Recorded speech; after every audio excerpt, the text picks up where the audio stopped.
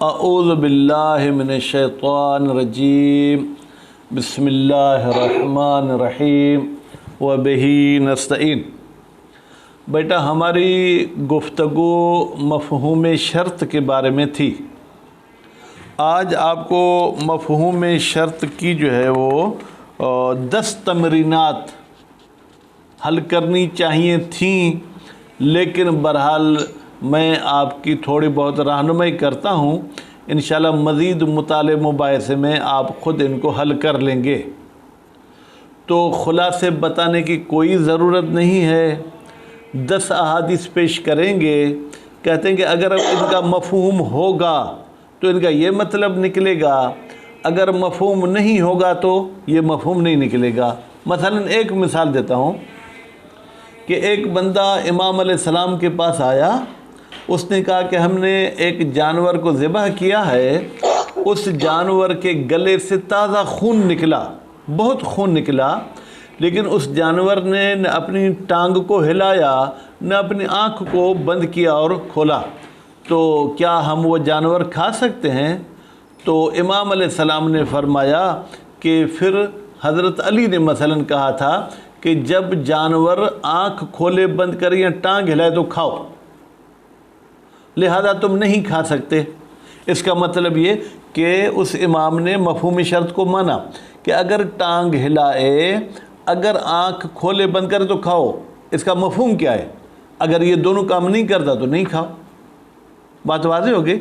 تو اس قسم کی 10 احادیث ہیں۔ انشاءاللہ جو چیز سمجھ میں نہیں آئے آپ ہاتھ یوں بلند کریں گے تو میں اس چیز کو پھر دوبارہ دہراؤں گا۔ بسم اللہ الرحمن الرحیم۔ تطبیقات۔ ان للقول بدلالۃ الجملۃ شرطیۃ علی المفہوم بالتحقیق۔ بالتحقیق کا ترجمہ میں نے ثقلین کہاں سے کیا؟ بالتحقیق کا ترجمہ میں نے کہاں سے کیا؟ احسنتم۔ بالتحقیق اگر قائل ہوتے ہیں کہ جملہ شرطیہ دلالت کرتا ہے مفہوم پر تو کیا ہوگا؟ خوب جناب، ثمراتن، میں ثمراتن پڑھ رہا ہوں بیٹا، اس کا کوئی مجھے سبب بتا سکتا ہے؟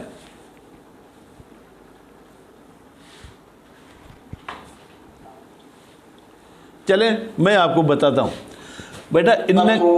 ان کی خبر ہے کیا؟ للقول۔ ثمرات ان کا کیا ہے؟ اسم ہے، اور ان کا اسم کیا ہوتا ہے؟ منصوب ہوتا ہے، اور ثمرات جمع مؤنث سالم ہے تو حالت نسبی میں بھی اس پر جو ہے کیا وہ کسرہ آتا ہے۔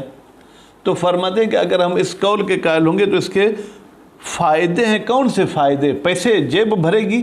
کہتے ہیں فقہیہ، فقہی فوائد ہیں، لا تحصیٰ، جن فوائد کی گنتی ہی نہیں کی جا سکتی۔ آج آگاہ ثقلین آپ اپنی کتاب نہیں لائے؟ ہاں پوچھو تمہاں بین جے کتاب نہ پیا ڈسو۔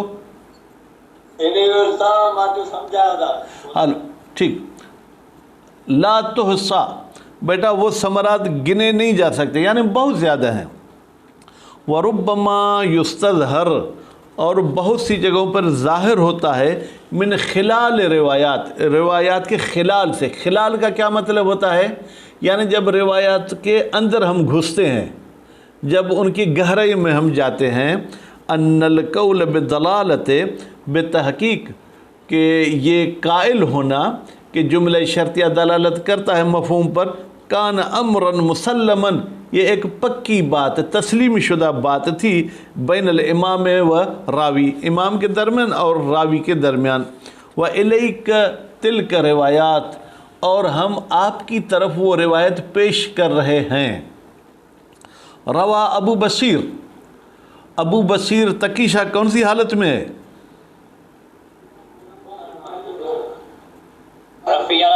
احسنتم۔ روایت کی ہے، حدیث پیش کی ہے ابو بصیر صاحب نے۔ قال، ابو بصیر نے کہا، سألت ابا عبداللہ علیہ السلام، میں نے امام جعفر صادق علیہ السلام سے پوچھا، عن الشاۃ، بکری کے بارے میں، تذبح، جس کو ذبح کیا جاتا ہے، فلا تتحرک، اس میں کسی قسم کی کوئی حرکت نہیں ہے، نہ ٹانگ ہلاتی ہے نہ آنکھ بند کرتی ہے۔ وَيُحْرَاقُ مِنْهَا دَمٌ كَثِيرٌ، بیٹا ویسے یحراکو کا ترجمہ یہ ہے ادا، سندھی میں ہار جی پوے، اردو میں یحراکو یعنی اس سے گر جاتا ہے یا بہہ جاتا ہے، بہنے کا ترجمہ کریں، بہہ جاتا ہے، دمن کثیر زیادہ خون، ابیت، ابیت یعنی تازہ، وہ خون بھی تازہ خون ہے، جیسے مثلا یہ کہ بھائی یہ ابھی بالکل تازہ خون۔ فقال، تو امام نے فرمایا لا تاکل، وہ بکری نہیں کھاؤ، ٹھیک۔ ان علی کان یقول، اب امام علیہ السلام نے بھی حضرت علی کا قول نقل کیا کہ وہ فرماتے تھے اذا رکضت الرجل، جب بکری اپنے پاؤں کو ہلائے، او طرفت العین، یا اپنی آنکھ کو جو ہے کھولے اور بند کرے، فکل، تو کھاؤ۔ اب بیٹا توجہ، حضرت علی علیہ السلام کے قول کا مفہوم یہ ہے کہ اگر پاؤں کو نہیں ہلاتی، اگر آنکھ کو کھولتی بند نہیں کرتی تو نہیں کھاؤ۔ یہ امام کے الفاظ نہیں ہیں، یہ منطوق نہیں ہے، بلکہ ان الفاظ کے پس پردہ یہ مطلب ہمیں سمجھ میں آتا ہے۔ تو اس سے معلوم ہوا کہ ابو بصیر بھی سمجھتا تھا کہ جملہ شرطیہ مفہوم پر دلالت کرتا ہے، اور امام علیہ السلام بھی اس بات کو مانتے تھے۔ اب آپ پوچھیں جملہ شرطیہ ہے کون سا؟ اذا، یہ اذا شرط پہ دلالت کر رہا ہے۔ خوب، اب ترا، تو دیکھتا ہے، ان الامام علیہ السلام، بتحقیق چھٹا امام، امام سے مراد کے چھٹا امام، یستدلو، وہ استدلال پیش کرتے ہیں، علی الحکم الذی، اس حکم پر، افتہ بہی، جس کی امام نے فتویٰ دی۔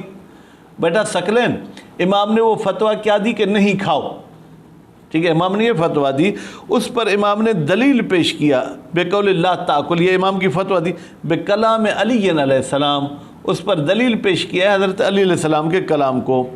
ولا یکون دلیلا علیہ، ولا یکونو، یہ حضرت علی کا قول دلیل نہیں بن سکتا اس فتویٰ پر، الا، ایک صورت میں دلیل بنے گا، اذا کان لہ مفہوم، جب حضرت علی علیہ السلام کے قول کا بیٹا کیا ہوگا؟ مفہوم ہوگا۔ وہ مفہوم کیا ہے؟ اذا لم ترکز الرجل، جب وہ بکری پاؤں کو نہیں ہلاتی، ولم تطرف العین، اور اپنی آنکھ کو بھی کھولتی اور بند نہیں کرتی ہے، کما ہوا مفروض روایت ہے، جیسے کہ روایت میں بھی بیٹا بہلول فرض یہی کیا گیا کہ خون بہتا ہے لیکن نہ ٹانگ کو ہلاتی ہے نہ آنکھ کو کھولتی بند کرتی ہے، فلا تاکل، تو پھر تم اس بکری کو نہیں کھاؤ۔ آپ سب ظاہر ہیں، صرف علی دوست صاحب پردے غیب میں ہیں، تو تھوڑا سا آپ ساجد اس طرف ہو کے بیٹھیں، آپ ثقلین ادھر ہی بیٹھے رہیں، یا تھوڑا آپ بھی نہیں چلیں، احسن تم، اب یہاں پانچوں کے پانچوں کی زیارت ہو رہی ہے، چلیں بھائی۔ امام رضا علیہ السلام کا فرمان ہے، من زار مؤمنا فکأنما زارنی، امام کا فرمان، جو شخص کسی مومن کی زیارت بے معنی ملاقات کرتا ہے، گویا کہ اس نے میرے ساتھ ملاقات کی۔ تو ہم پڑھتے بھی ہیں اور اسی طریقے سے ایک دوسرے کو جو ہے کیا ہے ملاقات بے معنی زیارت بھی کرتے ہیں، تو گویا کہ ہم ہر روز امام رضا علیہ السلام کی زیارت کر رہے ہیں۔ تو ثقلین جا رہے ہیں تو اچھی بات ہے، لیکن درس چھوڑ کے نہ جاتے تو بہتر تھا، کیونکہ وہی زیارت کا ثواب تو یہاں مل رہا ہے۔ خوب، دوسری روایت، روال حلبی، حلبی صاحب راوی ہیں، انہوں نے روایت نقل کیا نا ابی عبداللہ علیہ السلام، ہمارے چھٹے امام سے، قال، ہمارے چھٹے امام نے فرمایا، کان امیر المومنین علیہ السلام، بے تحقیق، بیٹا بے تحقیق کا ترجمہ ہو گیا، مجھے کرنا نہیں چاہیے تھا، کیونکہ کان دلالت کرتے ثبوت الخبر للاسم، حضرت علی علیہ السلام ضامن قرار دیتے تھے القصار، دھوبی کو، قصار بے منع دھوبی، وصائغ، صائغ بیٹا بنانے والا، مثلا موبائل بنانے والا، کمپیوٹر بنانے والا، مستری ہو، حضرت علی ان کو کہتے تھے تم ضامن ہو احتیاطاً للناس، تاکہ لوگوں کا احتیاط ہو سکے، تاکہ مستری جب کام کرے تو دماغ کے ساتھ کام کرے، ایسا نہ ہو کہ موبائل کا ایک فالٹ ختم کرنے کے ساتھ اس میں 2 فالٹ اور کر دے۔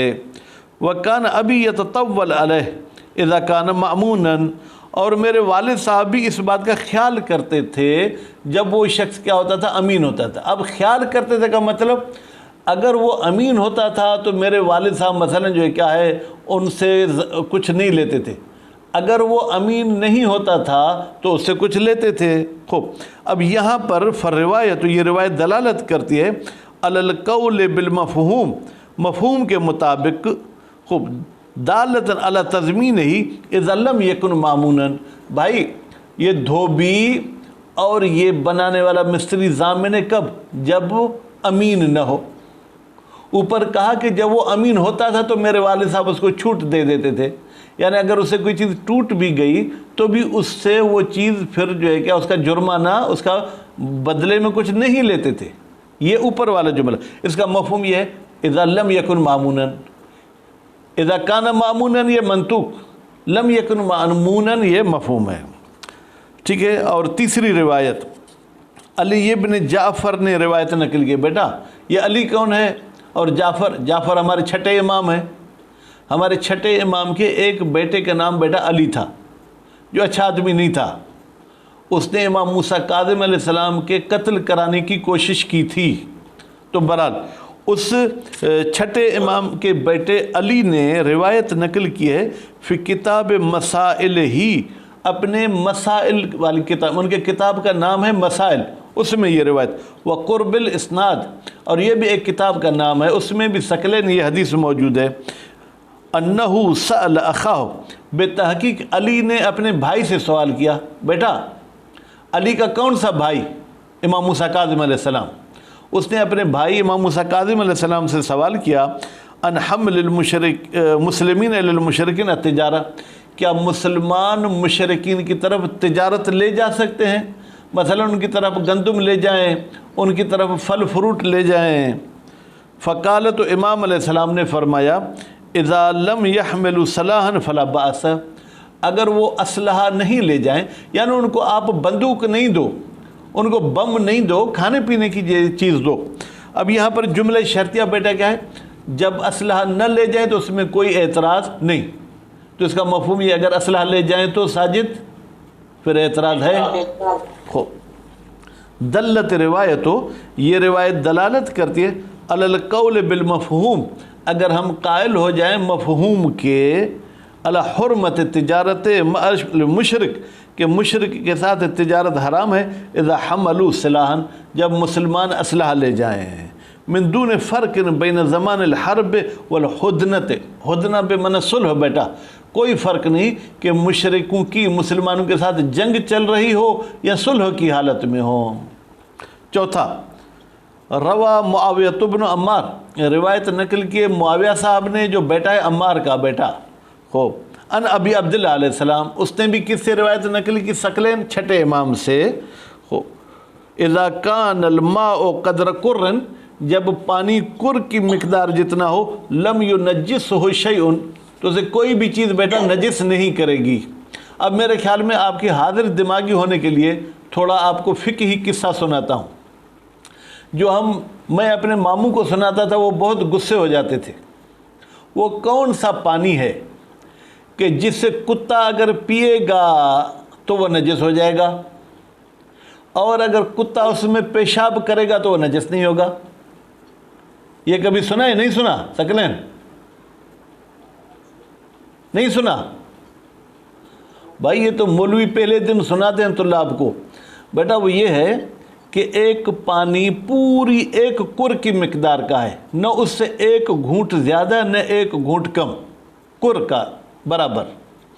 اب اگر کتا اس سے پانی پیتا ہے تو جیسے اس نے پہلا گھونٹ اس سے بھرا تو وہ کر سے کم ہوا یا نہیں ہوا؟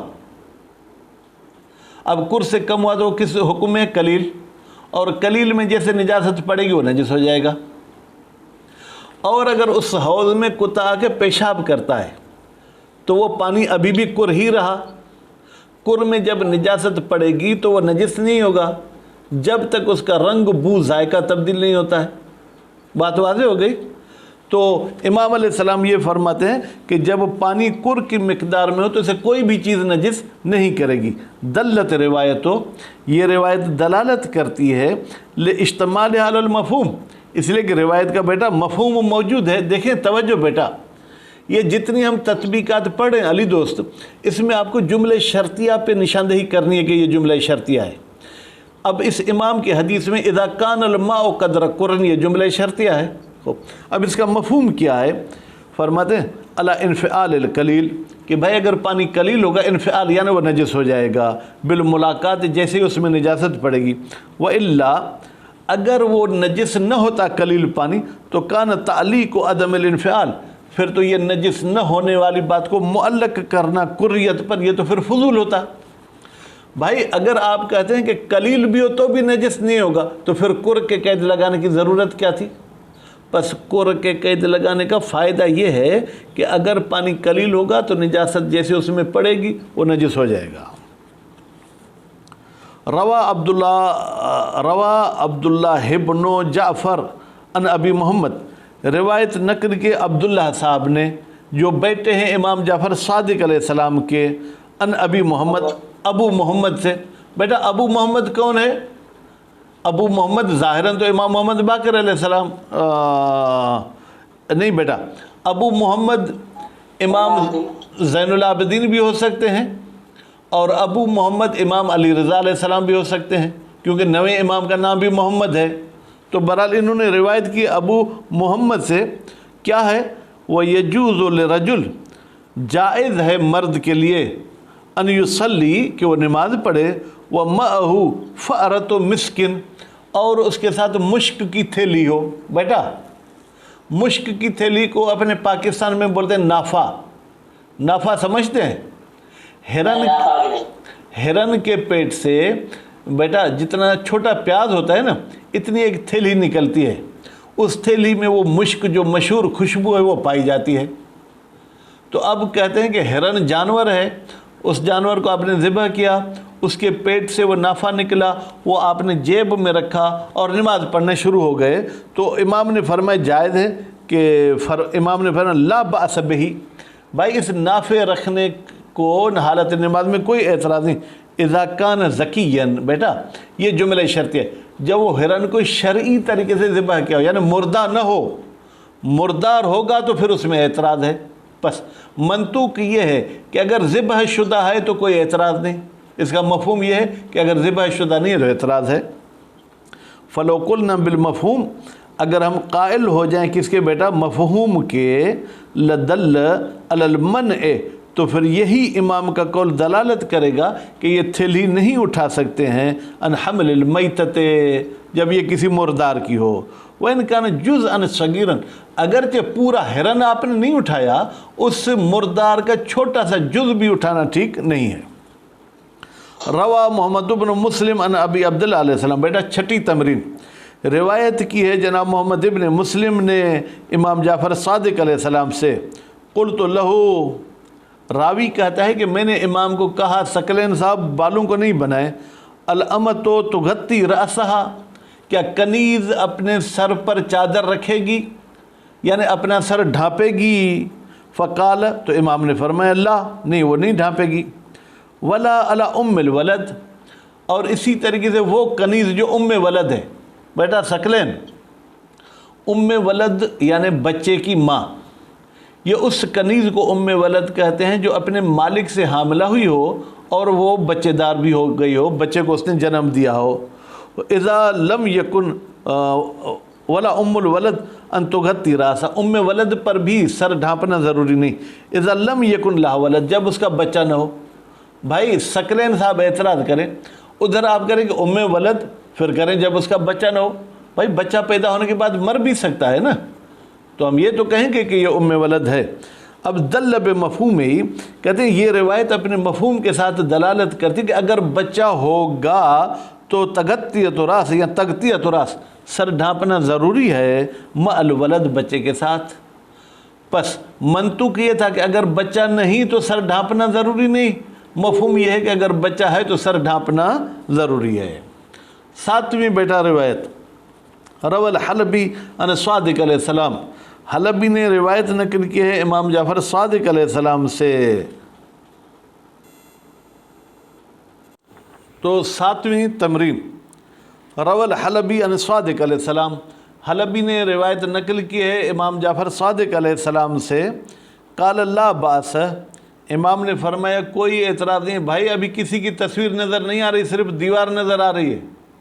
ہاں اب ٹھیک ہے. امام نے فرمایا کوئی اعتراض نہیں، بین یقرأ الرجل فی الفریضۃ، ایک مرد واجب نماز میں پڑھے بفاتحۃ الکتاب، سورہ فاتحہ، فی رکعتین الاولین، یا اولتین میرے پاس لکھا ہے پہلی 2 رکعت میں، اذا ما اعجلت بہ حاجۃ، جب اس کو کوئی ضرورت پیش آ جائے، یعنی ثقلین کا قافلہ جا رہا ہے، اگر یہ سورت بھی پڑھیں گے تو قافلے کو نہیں پہنچ پائیں گے، تو امام کہتے ہیں سورت نہیں پڑھو، صرف حمد پڑھو اور جلدی نماز ختم کرو۔ اور تخوف علیہ شیئا، یا اس کو ڈر ہے کہ سامنے والا سانپ آ رہا ہے، اگر میں سورت بھی پڑھوں گا تو مجھے ڈس لے گا۔ دل بمفہوم ہے، بیٹا توجہ، حدیث کہتی ہے جب آپ کو کوئی ڈر ہے یا آپ کو کوئی حاجت ہے تو سورت نہیں پڑھو۔ اس کا مفہوم یہ ہے کہ اگر کوئی ڈر بھی نہیں اور آپ کو کوئی کام بھی نہیں تو پھر سورت پڑھیں یا نہیں پڑھیں؟ پھر پڑھیں۔ علی وجوب صورت، کہ بھائی سورت پڑھنا واجب ہے حمد کے بعد، فی غیر مورد شرط، شرط کے مورد کے علاوہ۔ علی دوست، شرط کے 2 مورد تھے، جب آپ کو کوئی ضرورت اور کام پڑ گیا ہے یا آپ کو کوئی ڈر ہے، ان 2 مورد کے علاوہ باقی سورت پڑھنا واجب ہے۔ 8واں مورد، روا ابن مسلم، روایت کی ہے ابن مسلم نے، بیٹا ابن مسلم سے مراد محمد ابن مسلم ہے، روایت نقل کی ابن مسلم نے ان ابی عبداللہ علیہ السلام، امام جعفر صادق علیہ السلام سے، لا بأس، کوئی اعتراض نہیں، ان یتکلم اذا فرغ الامام من الخطبۃ یوم الجمعۃ ما بینہ و بین ان تقام الصلاۃ، کہ جب امام جمعہ، امام سے مراد امام معصوم نہیں ہے بیٹا، جب امام جمعہ خطبہ ختم کر دے جمعے کے دن تو وہ بات کرے، بات کرنے کا ترجمہ یتکلم سے میں نے کیا، وہ بات کرے بینہ ہو اس خطبے کے بعد، وہ بین ان تقام الصلاۃ، اور نماز کے کھڑے ہونے سے پہلے، یعنی نماز اور خطبے کے بیچ میں بات کرنا چاہے تو بات کر سکتا ہے، یہ ہے منطوق۔ استدل بہ صاحب الجواہر، صاحب جواہر ہمارے بزرگ عالم دین ہیں، انہوں نے استدلال کیا علی حرمت الکلام فی اثناء الخطبہ، کہ بھائی خطبے کے دوران گفتگو کرنا کیا ہے؟ حرام ہے۔ دیکھیں امام نے یہ کہا اذا فرغ، جب فارغ ہو تو بات کر سکتا ہے، اس کا مفہوم یہ ہے کہ ابھی فارغ نہیں ہوا تو بات نہیں کر سکتا۔ 9ویں تمرین، روا علی بن فضل الواسطی، روایت نقل کے جناب علی نے جو بیٹا ہے فضل واسطی کا، ان رضا علیہ السلام، ہمارے 8ویں امام سے، قال، راوی کہتا ہے کتب تو الیہ، میں نے امام کی طرف خط لکھا، اذا انکسفت الشمس، جب سورج گرہن ہو جائے، او القمر، یا چاند گرہن ہو جائے، وانا راکب، لیکن میں سوار ہوں اونٹ پر، گھوڑے پر، گدھے پر، کار پر، ٹرین پر، جہاز پر مثلا، لا اقدر علی النزول، میں اتر نہیں سکتا ہوں۔ اترنے کا ترجمہ میں نے ساجد کہاں سے کیا؟ شاباش۔ فکتب الیہ، تو امام نے میری طرف لکھا، صلی علی مرکبک، تم نماز پڑھو اپنی سواری پر، الذی انت علیہ، جس سواری پر تم موجود ہو، اے صلی علی مرکبک، اس کا مطلب یہ ہے کہ تم نماز پڑھو سواری پر، اذا لم تقدر علی النزول، اگر اتر نہیں سکتے۔ بیٹا اب اذا لم تقدر یہ جملہ جو ہے کیا ہے؟ شرطیہ ہے۔ استدل بہا، اس راوی صاحب نے اس روایت سے استدلال کیا، علی عدم جواز اقامت صلاۃ الآیات، جائز نہیں ہے نماز آیات پڑھنا، علی ظہر دابہ، جانور کی پشت پر، الا مع ضرورت، مگر ضرورت ہو۔ دیکھیں امام نے کہا اگر قدرت نہیں ہے تو پڑھو، اس کا مطلب ہے کہ اگر قدرت ہے تو پھر نہیں پڑھ سکتے ہو۔ 10ویں تمرین، روا معاویہ بن وہب، معاویہ بن وہب نے روایت کی ہے، بعد ان سألہ عن سریہ، جب اس نے امام سے جنگ کے بارے میں پوچھا، سریہ جنگ بیٹا، یبعثہ الامام، جس کے لیے امام بھیجتا ہے۔ توجہ بیٹا، ایک ہوتی ہے غزوہ، غزوہ وہ ہوتی ہے جس میں خود نبی یا امام شامل ہو، سریہ وہ ہوتی ہے جو امام بھیجتا ہے لیکن خود امام یا نبی اس میں شریک نہیں ہوتا۔ تو یہ راوی کہتا ہے کہ امام بھیجتا ہے اس جنگ کے لیے، فیصیبون غنائم، تو پھر مجاہدین کو غنیمتیں بھی ملتی ہیں، کیف تقسم، تو ان غنیمتوں کو کیسے تقسیم کیا جائے؟ قال، تو امام نے فرمایا، ان قاتلوا علیہا، اگر ان لوگوں نے جنگ کی ہے ان غنیمت پر، ما امیر، ایک کمانڈر کے ساتھ، امرہ الامام، جس کمانڈر کو، جس امیر کو امام نے امیر بنایا تھا، تو پھر کیا ہوگا؟ اخرج منہ الخمس، ان غنیمتوں میں سے خمس دیا جائے گا، للہ تعالیٰ، اللہ تعالیٰ کے لیے، ولرسول، اور رسول کے لیے، وقسم بینہم ثلاثۃ اخماس، بیٹا، اور پھر باقی جو بچ جائے گی وہ ان مجاہدین میں تقسیم ہوگی، یعنی گویا کہ اس غنیمت کو 5 حصوں میں تقسیم کریں گے ساجد، ایک حصہ خدا کا، ایک حصہ کس کا بیٹا؟ رسول کا، باقی کتنے حصے بچ گئے؟ 3۔ ان 3 حصوں کو کہیں گے ثلاثۃ اخماس، یعنی 5 حصوں میں سے 3 حصے۔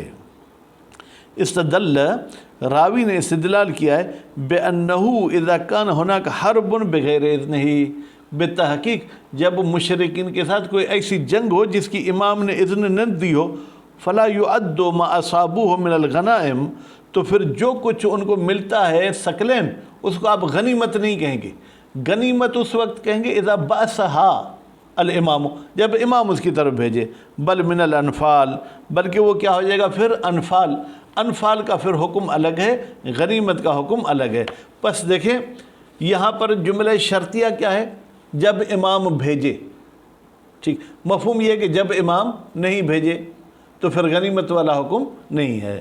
تو الحمدللہ انشاءاللہ مطالعہ مباحثہ کریں گے اور اچھے طریقے سے یہ عبارتیں حل کریں گے۔